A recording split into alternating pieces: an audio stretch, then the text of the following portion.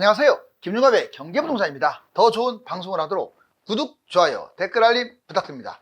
윤 대통령 세금 파탄, 벌써 예산 탕진, IMF 터진다. 윤 대통령이 최근 종부세와 공시가 현실화 폐지, 상속세와 증여세 감면 등 연일 사이다 발언을 쏟아내고 있습니다. 하지만 2023년과 24년 현재 대기업 법인세와 다주택자 세금 감면 등 부자 감세에 치우치면서 세수가 턱없이 부족하여 국가위기까지 몰린 상황입니다. 세금 감면은 좋지만 부자 감세에 치우치고 혈세가 낭비되는 것을 막지 못하여 정부 부채가 증가하는 것은 최악의 사태를 자초하는 일입니다. 한국은행의 8, 9월 파격적인 금리 인하와 일기 신투시 토지거래 허가제도의 특종입니다. 유료상담은 010-2616-6276 제가 직접 네스타임인가 입집 진행입니다. 지금 바로 전화 주십시오. 지금 윤 대통령 세금 파탄, 벌써 예산 탕진, IMF 터진다. 세금을 감면하는 것에 대해서 정말 크게 박수치고 싶어요. 근데 문제가 좀 있습니다. 23년 그리고 현재 지금 이제 종부세 이런 문제가 아니잖아요. 이미 추진해왔던 이 세금 감면으로 인해서 나라가 지금 휘청거리고 있어요. 자, 이거 보실래요? 사실상 세금 파탄이라는 표현이 맞고요. 예산도 지금 거의 탕진됐습니다. 그 다음이 이제 문제겠죠. 그러면 이제 정부 부채를 끌어당겨야 하는데 여기 보실래요? 자, 세금 펑크가 오죽하면 IMF 위기급이라고까지 지금 언론에서 나오고 있을까요? 2년 연속 세수 펑크, 정부 빚도 1200조가 뭡니까? 1200조가. 자, 심각한 세수 펑크. 24년 예산 세수 진도율이라고 있는데 41%. 이건 끔찍한 수준이거든요. 금액으로 56조가 펑크됐어요. 여러분들 56조가 이 예산에서 벗어났다고 생각하면 어느 정도입니까 이게? 국가가 흔들흔들거릴 금액이에요. 24년 실질 국가 채무 1200조로 정말 무지막지하게 급증하는 추세. 그러면 왜 이렇게까지 지금은 뭐 종부세 이게 폐지된 것도 아니잖아요. 그런 차원도 아닌 별로 세금 감면이 없었던 것 같은데 왜 이랬을까요? 바로 여기에 답이 있어요. 감소 원인 법인세입니다. 물론 이해는 가요. 대기업들이 너무 힘들고 하니까 좀 이렇게 투자라든가 이런 부분에서 진작 차원에서 얼마든지 할 수 있는데 도를 넘어섰다라고 판단이 돼요. 대통령의 권한 밖에 어떤 도를 넘어섰어요. 왜냐하면 보실래요? 법인세가 23조나 봐줬고요. 유류세, 소득세까지도 미친 듯이 감면해 줬습니다. 이렇게 되면요 IMF로 가는 길이에요. 보세요. 각종 세금 폐지. 자, 이제 얘는 시작이에요. 아직 말만 한 거잖아요. 진행된 게 아닙니다. 이 상황에서 종부세 폐지, 이중과세, 이건 폐지 시 세수가 또 급감하겠죠. 상속증여세 감세. 자, 선진국 수준으로 세수 급감시킨다. 저는 이거 동감해요. 이렇게 하면 돼야죠. 이거는 해야 하는데 문제는 장치를 깔지 않고 이렇게 작년처럼 이렇게 진행해 버리면요 난리가 나는 거죠. 법인세, 경제 침체, 대기업 실적, 세수가 급감됐죠. 특히 법인세가 문제가 된 거죠. 자, 엉뚱한 세금 탕진. 그나마 세금을 덜 걷는 것은 좀 이해돼요. 이거 보세요. 자, 우리나라가 정말 암 같은 존재들이 있어요. 암 같은 존재들. 여기 보세요. 다 그렇다는 건 아니에요. 열심히 일하시는 분들도 계시니까. 자, 공기업, 뭐 공사 이런 데 있죠. 공사, 적자, 만년 적자, 월급은 엄청나게 받아 챙기고. 자, 공기업 또 지역 지자체 있죠. 이 지자체도 심각해요. 자, 비효율적 경영을 하고 빚잔치로 월급만 엄청나게 받고 바로 이러다 보니까 이런 이런 걸 없애버리든가 사기업으로 바꾸돼야 하는데 이걸 끌고 가다 보니까 계속 세금이 탕진되는 거야. 이런 대로 탕진되니 정말 도움을 줘야 할 곳에 도움을 못 주는 거죠. 여러분들 종부세 폐지하고 증여세, 상속세 감면해야 하는데 이런 것들이 지금 발을 잡고 있다고요. 또 두 번째, 기업 지원하는 거. 한계기업을 왜 지원합니까? 3년 내내 허덕거리는 거. 그냥 망하게 내버려 둬야지. 소상공인도요 지나칠 정도로 지금 다 끌고 가려고 해요. 자, 부동산 PF 이거 지금 망할 기업은 망하게 내버려 둬야지. 지금 온갖 뭐 2금 유권이 됐던 건설사 부동산업이 됐던 다 끌고 가고 있잖아요. 국가 혈세로 이러니 모자라지 돈이. 개인 지원, 회생, 파산. 여러분들 회생 파산이 뭔 자랑도 아니고요. 너무 많이 지원해줘요. 파산하면 끝이야. 또 국가적으로 국가가 다 일정 부분 보상해주고. 실업급여, 미친 듯이 많이 받아요. 단위나 실업급여 받으나 차이가 안 나. 투기 탕감, 어떻게 젊은 층에 투기를 탕감할 생각을 하고 이러다 보니까 엉뚱한 데 세금이 나가다 보니까 또 정말로 너무나 대기업들에 대해서 법인세를 낮추다 보니까 IMF 얘기가 나오는 거죠. 여기 보세요. 최근 5년간 5월 세수 진도율 여기 보세요. 쭉 떨어지는 거 보세요. 어마무시하네요. 국세가 이 법인세가 이렇게까지 줄어들었어요. 왜? 회사가 힘들다고 대기업이 힘들다고 봐준 거죠. 봐주는 것도 어느 정도죠. 여기 보세요. 자, 국세도 정말 국세는 힘들어서 지금 못 거치는 거예요. 국민들이. 자, 국세 수입도 보면 지금 마이너스 2.2% 23년 대비 24년 여기에 보면 우리가 알고 있는 모든 세금이 다 들어가 있어요. 상속증여세, 부가가치세, 법인세, 소득세. 이렇게 많이 내면 뭡니까? 고마운 줄도 몰라요. 왜? 이렇게 상속증여세를 많이 내면 뭐예요? 불법적으로 많이 이렇게 엄청나게 걷어내면. 이런 식으로 쓸데없는데 돈이 나가는데. 자, 정부 부채 비율을 볼까요? 자, 40%가 지금 현재 24년 전망치는 56.6, 벌써 50%가 넘어갔습니다. 물론 다른 나라보다는 아직은 적은데 꼭 그렇게만 볼 게 아니에요. 지금 우리나라는 특이하게 가계 부채, 기업 부채가 너무 많기 때문에 이 정부 부채마저 올라가 버리면 나라가 위태롭습니다. 대기업 부자들 세금 감면 이러다 보니까 나라가 위태롭다. 자, 윤석열 정부 역대급 세수 부족. 정말 엄청나네요. 재벌 대기업 세금 감면 촉진. 자, 그러면 세금 대책에 대해서 윤 대통령, 정부, 국회로 나눠보겠습니다. 자, 윤 대통령은 상위 10대 기업 있죠. 세금 감면에게 집중했어요. 대기업에 집중했어요. 물론 이해는 가요. 이 대기업이 국가를 끌고 가는 중추 역할도 하니까. 그런데 너무 심해요. 10조까지 돌파했고요. 자, 예를 들자면 삼성전자, 현대 자동차, 기아 자동차가 대기업 감면의 93%를 차지한답니다. 이게 말이 됩니까? 삼성, 현대, 기아 여기에 93%를 돈을 쏟아부었어요. 무슨 세금 감면을 이렇게까지 미친 듯이. 자, 부동산 세금 감세 이제 아직은 감세 안 했어요.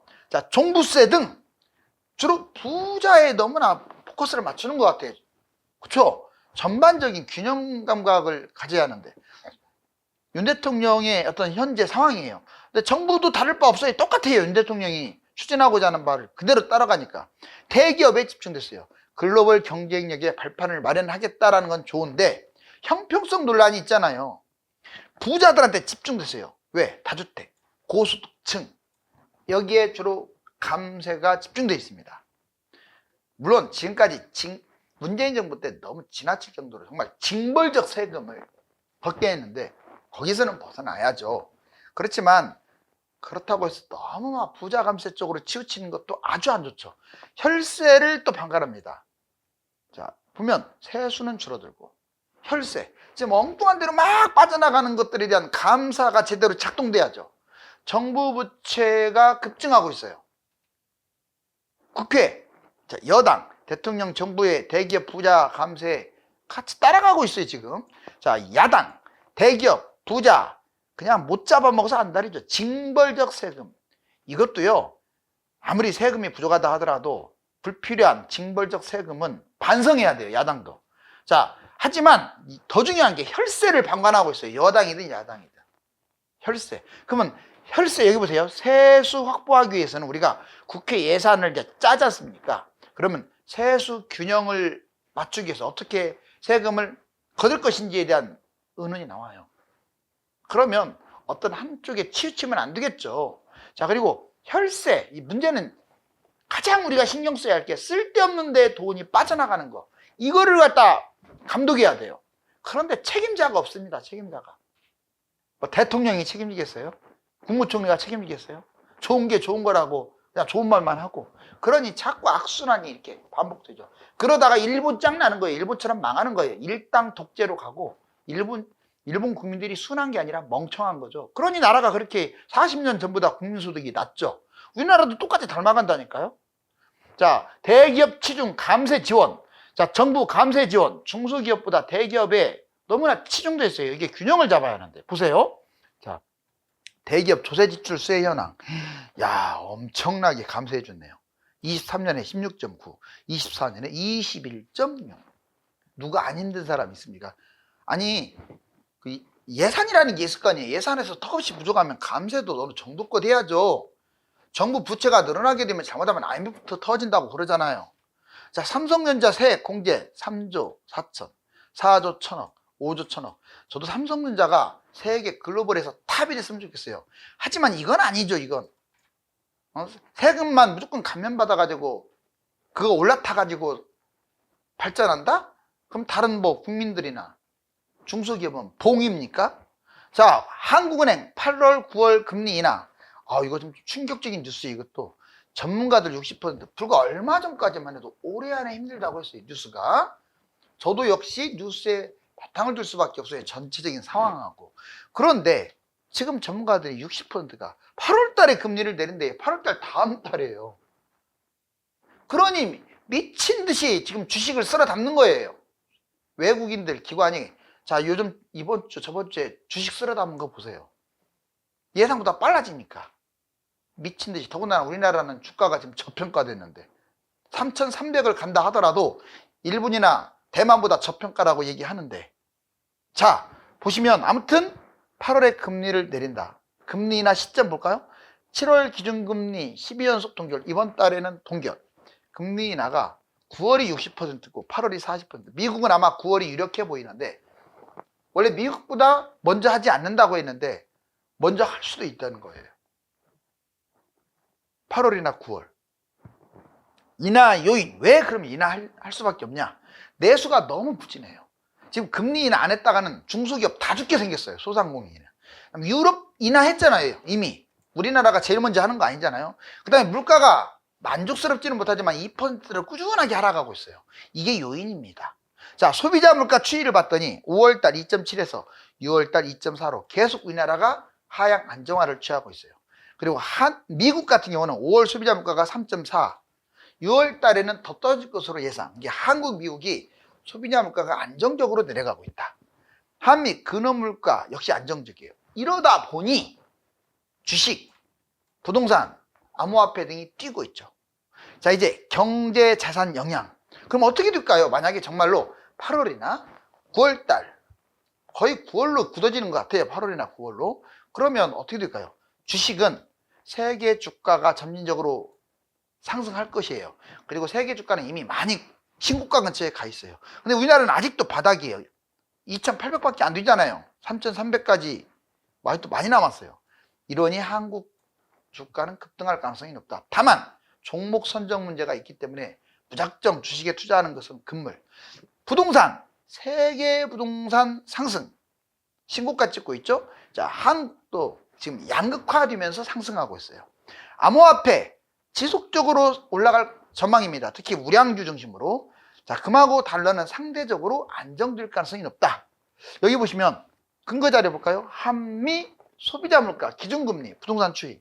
자, 미국이 지금 3.5, 3.4, 3.3. 우리나라 물가 3.1, 2.9, 2.7, 2.4까지 내려왔어요. 기준금리는 역시 계속 동결을 했는데 우리나라 12연속 동결. 지금 현재 2포인트 금리 차이를 유지하고 있죠. 자, 근데 이거 보실래요? 우리나라 실거래가, 아파트의 실거래가하고, 자, 전미 미국의 주택가격지수. 정말 중요한 자료죠. 보시면 24년 현재 여기까지 왔습니다. 자, 빨간색이 미국이에요. 보세요. 코로나 때 날아가고 잠깐 빠진 듯 하다가 또 날아가고 있죠. 신고가 찍고 가고 있네요. 자, 우리나라 보세요. 금리 인상으로 확 떨어졌다가 반등을 하다가 좀 떨어진 듯 하더니 또 올라가고 있죠. 그죠? 자, 그러면 미국이 지금 신고가 찍고 가고 있기 때문에 이거 재수없으면 미국 닮아가 버리면 폭등한다는 뜻이거든요. 제가 지금 조장을 하는 게 아니라 이거 상당히 중요해요. 자, 이거 보시면 이제 좀 이따가 한국, 미국, 유럽이 어떻게 부동산이 서로 연동성을 갖고 있는지를 보시면 알아요. 자, 먼저 토지거래 허가구역. 이것도 아주 중요한 뉴스예요. 자, 1기 신도시 토지거래 허가구역으로 선정했죠. 물론 1기 신도시 전체가 선정된 건 아니에요. 분당, 일산, 평촌, 중동 3분.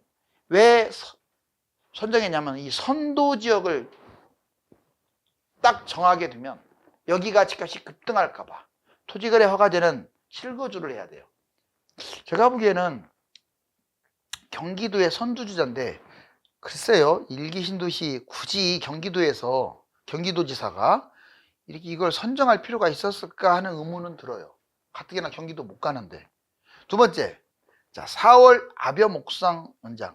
토지거래 허가제 선정했다고 해서 좋을 건 없는데, 집값에 좋을 건 없는데, 꼭 떨어진다라고 보장 못 해요. 왜? 이거 보세요.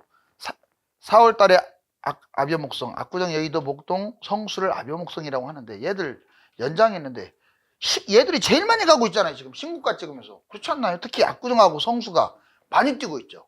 입지가 더 좋으니까. 그 다음에 5월달 용산 재지정했죠. 용산 대부분 지역 지금 떨어지고 있나요? 상승률이 성수 다음으로 높아요. 성동구 다음으로. 그 다음에 6월 강남 재지정. 6월달 강남에 어느 곳이 있었냐? 삼성, 대치, 청담, 삼성하고 잠실하고 기타 좀 일부 지역. 그 다음에 경기도 23개 시군이 계속 유지 중이에요. 토지거래 허가제. 상광교, 호매실, 매송, 가련. 우리가 듣도 보지도 못했던 곳들이 많이 토지거래 허가제를 진행하고 있는 것은 바로 이곳이 투기 세력들이 몰릴 곳 같다 그러면 지정하는 거죠. 그 다음에 기타가 제일 중요해요. 3기 신도시 택지지구 있죠. 3기 신도시 택지지구의 토지거래 등 바로 여기는 거의 다 토지거래 허가구역으로 묶여 있습니다. 자, 이제 6곳 맥점 알았죠? 이제 세계 부동산 흐름을 같이 해볼까요? 자, 보시면 2000년, 2020년 이렇게 생각하세요. 폭등했다가 미국발 금융위기 때 이제 원의 미국발 금융위기에 좀 빠졌다가 꾸준히 글로벌이죠. 이게 전 세계가 이렇게 올라가고 있어요. 최근은 안 나왔는데 이렇게 꺾였죠. 꺾였다 좀 빠졌다가 다시 올라가고 있어요. 신고가입니다. 자, 미국 보세요. 올랐다. 미국발 금융위기 때 떨어졌다가 다시 최근에 막 고개 들고 날아가는 모습 이거 보이죠? 자, 신고가 찍고 있어요. 이게 서울입니다. 올랐다가 떨어졌다가 미국발 금융위기 떨어졌다가 계속. 자, 어떻습니까? 우리나라는 미국만큼 신고가는 아니지만 지금 빠르게 회복하고 있죠. 자, 이거 한국과 미국을 볼게요. 아까 보여드렸던 자료인데 빨간색이 미국이에요. 어떻습니까? 신고가죠. 자, 한국은 툭 떨어졌다가 다시 또 뛰고 있죠. 지금 만약 올해 내년에 우리나라 집값이 뛰어버리면 미국을 따라가 버리면요, 이거 완전 21년장이 될 수 있어요. 그러니까 신경 좀 써야 돼요. 여기는 다만 양극화에 신경을 쓰세요. 자, 그 다음에 윤 대통령 세금 전격 폐지. 지금까지는 윤석열 대통령의 어떤 세금 정책이 파격적이고 정말 사이다 같은 꼭 필요한 제도로 이렇게 다들 생각을 했습니다. 물론 지금도 나쁘다고 보지는 않아요. 다만 24년 초 현재까지 대기업이라든가 다주택이라든가 너무 부자 감세에 치우쳐갖고 세수가 부족해갖고 IMF 얘기가 나올 정도로 경고를 받고 있다면 이건 이야기가 달라지죠. 지금 부자들을 위한, 대기업을 위한 대통령이 아니잖아요. 내가 봐도 너무 심해요. 여러분들이 평가해보세요. 자, 이제 새롭게 나오는 거, 종부세는 폐지하는 것도 저도 동감합니다. 다만 폐지는 좋지만 세수 부분들에 대해서 좀 확보를 좀 했으면 좋겠어요. 그 다음에 상속세는 폐지까지는 아니고 상속세, 증여세가 너무 세요. 우리나라가 실질적 세계 1, 2위를 다투고 있어요. 그렇기 때문에 OECD 최고니까 아마 우리나라 국민소득에 맞춰서 이 상속세와 증여세를 걷었으면 좋겠어요. 거의 3분의 1 수준으로 줄어야 돼요. 자, 증여세도 마찬가지입니다. 그런데 이거 정말 사이다처럼 좋은 제도예요. 이거 해야 돼요. 자꾸 세금만 거둔, 여기다가 중과세까지 때려가지고 막 세금 거뒀잖아요. 그동안에. 이거는 아주 안 좋아요. 그렇지만 자꾸 지금처럼 공공기관의 혈세가 나가고 있고 지자체 혈세가 나가고 있고 이런 상황에서 세금은 안 거치는데 자꾸 이거 세금만 봐줘버리면 나라 망하는 거예요. 그러면 자, 불합리한 세금 없애지만 세수는 어떻게 할까요? 일단 종부세, 정치권 징벌적 세금이니까 없애고 12억 이상 고가 세금도요, 자, 2년 부여하면 40% 세금 폭탄인데 이것도 줄여나가야 돼요. 공시가격 현실화도 저는 동감합니다. 자, 상속세 증여세 세계 1위니까 맞춰야죠. 공산주의적 세금을 없앤다. 즉 징벌적 중과세를 없애는 것은 동감. 자, 은행 보장 5천만 원을 인력으로 보장해 주는 게 맞아요. 우리나라 국민소득이 있으니까. 좋습니다. 이렇게 세금을 다 보장해 줬어요. 자, 지금과 같은 제도는 하나도 안 바뀌면서 세금만 줄여주면. 그렇다고 세금 안 줄인다고 이걸 계속 내게 하는 것도 불법이에요. 그렇지 않나요? 말도 안 되게끔 세금을 삥 뜯는 것도 불법이죠. 헌재 믿지 말라고 그랬잖아요. 이 정권에 저 정권에 왔다 갔다 하면서 결판 내는 사람들이에요. 진보네 뭐 보수네 해가지고. 자, 여튼 이런 상황입니다. 그렇다면 혈세 낭비 그리고 균형 잡히게 세금을 걷어야겠죠. 또 그래야만이 유지가 되지. 자꾸 국가 부채가 늘어나면 무슨 일이 벌어지라고. 자, 세금 폭탄 서민들이 힘들어하네요. 정부의 세금 감면으로 정치권이 연일 들끓고 있는데 부자 감세와 세수 부족이라는 심각한 상황에 놓였습니다. 빠른 금리 인하가 집값에 영향을 줄까요? 감사합니다.